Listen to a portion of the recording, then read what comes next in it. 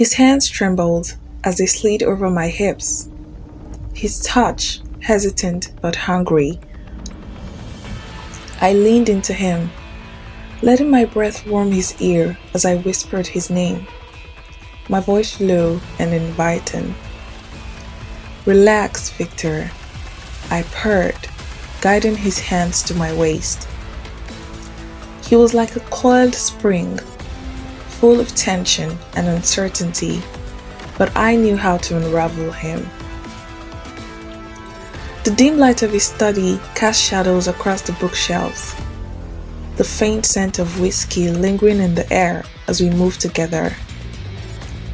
I tilted my head back, his lips trailing down my neck, tentative at first, but growing bolder with every passing second.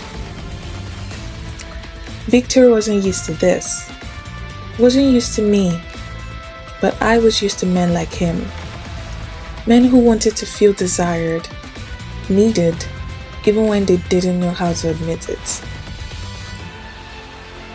Victor's hesitation melted away as I guided him further, my hands slipping around his neck to pull him closer. His lips moved with a newfound intensity, the restraint he'd clung to dissolving under the weight of desire. The leather of the chair creaked beneath us as his arms tightened around me, pulling me into his lap. The faint scent of whiskey on his breath mingled with the warmth of his skin as his hands traced my sides, tentative at first, then possessive, as though he was afraid to let go. I leaned back slightly, just enough to meet his gaze, the flicker of guilt still lingering in his eyes, but I didn't let him linger on it. "Stop thinking," I whispered, letting my fingers trail down the buttons of his shirt, undoing them one by one.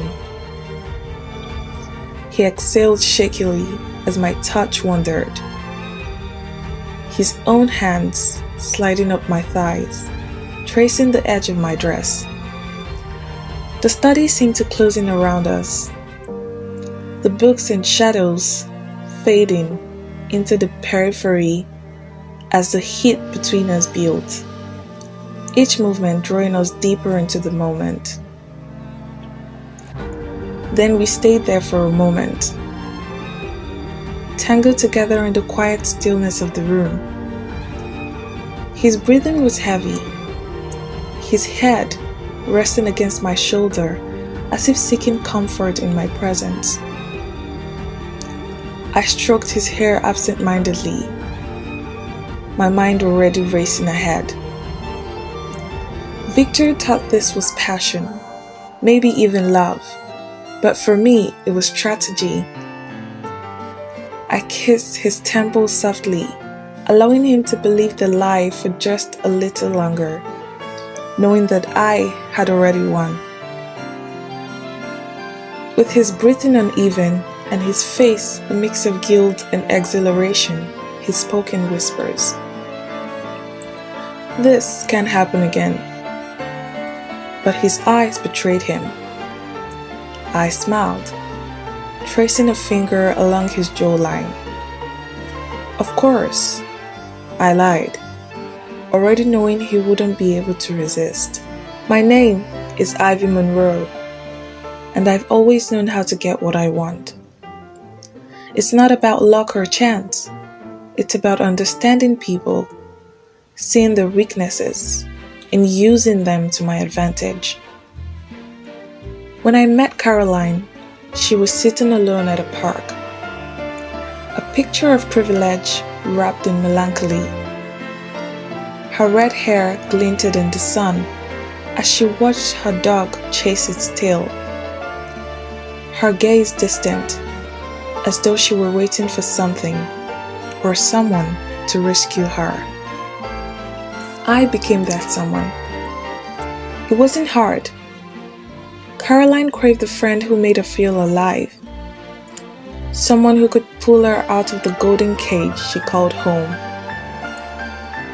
Her house was enormous, with sprawling gardens and high ceilings, the kind of place that practically screamed wealth.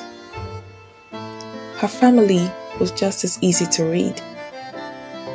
Victor, her father, always too busy to notice her. Lillian, her mother, frail and withdrawn, retreating into herself as her illness consumed her. And Caroline, lonely and yearning for escape. I slipped into their lives like a key into a lock, turning everything in my favor. Caroline saw me as her best friend, her confidant, her partner in rebellion.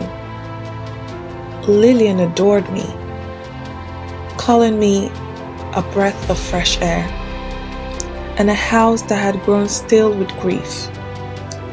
And Victor, well, Victor saw me as something else entirely. Each time we made love afterward, there was less hesitation, pretense, or resistance. I remember one night, the house was quiet. Lillian had gone to bed hours ago, her frailty keeping her confined to her room, and Caroline was at a party I had convinced her to attend. Victor found me in the living room, sprawled on the leather couch, a glass of wine in my hand. He froze in the doorway, his tie loosened, his shirt unbuttoned, just enough to reveal the hollow of his throat. "Ivy," he began, but I didn't let him finish. I stood, crossing the room to him in a few slow steps, the silk of my dress clinging to my body. I placed a hand on his chest, feeling the rapid beat of his heart beneath my palm. "Don't overthink it," I murmured, pulling him down to kiss me. This time, he didn't hesitate. His hands tangled in my hair, his lips urgent against mine as he backed me against the couch.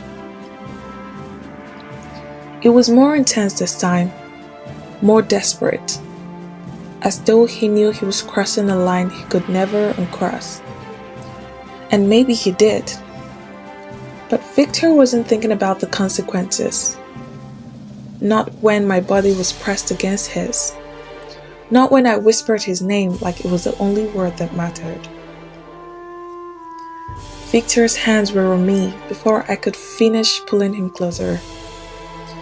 His grip firm and commanding, as though he was determined to claim this moment.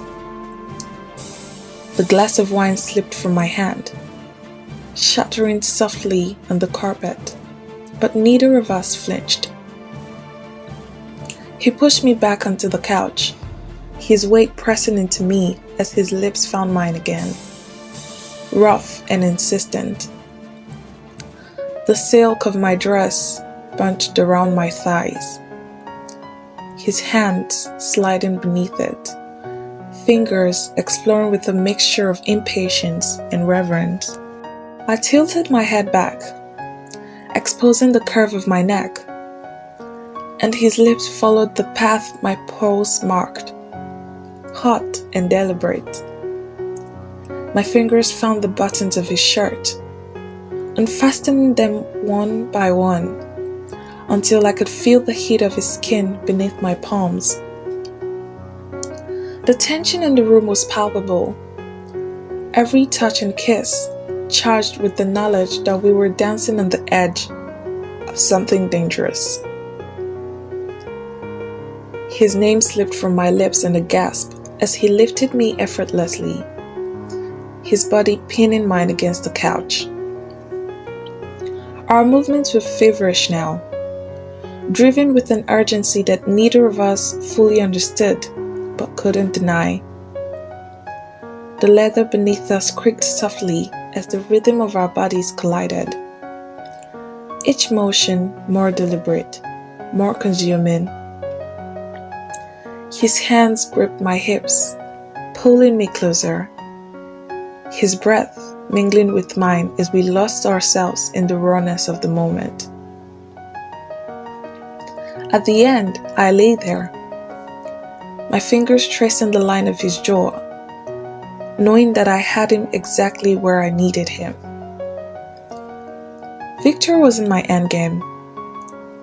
He was a step on the path, a means to an end.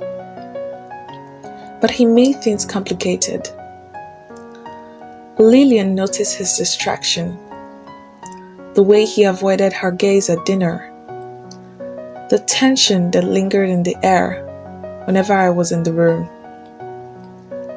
Caroline, oblivious as ever, remained my greatest ally, defending me against any doubts her mother might have had. But it couldn't last. Lillian grew suspicious and Victor grew paranoid. He wanted me, but he feared me too, and that fear made him dangerous.